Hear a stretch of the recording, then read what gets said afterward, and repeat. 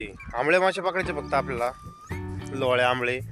तर जाळ तर टाकले या साईडून, तिकडून वरतून खालती. आणि ये इंद्रायणी नदी, आज मी इंद्रायणी नदीला आलोय आंबळे मासे पकडायला.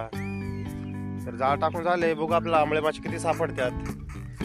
आणखी नदीला लईच पाणी वाढले, खूपच आहे पाणी, त्याच्यामुळं मोठे मासे जाता येत नाही. आता पाणी वाढले त्याच्यामुळं आंबळ्याचं जाळ केलं ना, आंबळ्यावर आलोय. बघू आपल्याला या साईडून वरतून ते सरळ खालपर्यंत सोडलंय. आपण 4-5 पीस आणल्यात आंबळ्या माशाचे जाळ्याचे. बघू आपल्याला किती मासे सापडतात. लाटा भरपूर अशा आहेत आणि वारा पण लय सुटलाय, त्याच्यामुळं आपलं मासे काही सापडत नाही आणि पाणी पण लय. तर हे विच जाळं बनवलंय आजच, पहिल्यांदाच टाकलंय, बनवून टाकलंय. हे आहे आंबळ्या मासे.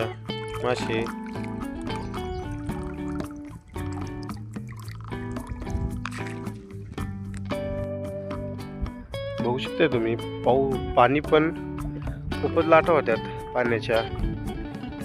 वारा पण लय सुटला, त्याच्यामुळं जाळे काही थांबत नाही आणि पाणी पण वाढलंय, त्याच्यामुळं जाळे थांबत नाही. आणि आपल्याला मासे सापडल्यात, आंबळे मासे सापडल्यात. इथं आंबळे मासे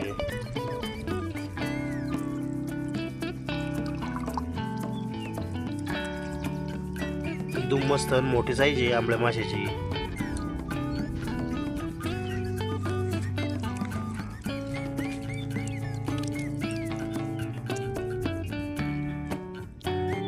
हे आंबळ्या मासे, लोळ्या पण सापडले त्याच्यात. एक नंबर अशी आंबळी माशी. हे आंबळ्या मासे एकदम मोठी साईज, एकदम जिवंत पण मस्त साईज आहे आंबळ्या माशाची. आवडला असेल तर लाईक सबस्क्राईब करा आणि सबस्क्राईब नक्की करा, कारण की तुम्हाला असे नवीन नवीन व्हिडिओ येत राहते ना यूट्यूब चॅनल आपल्या.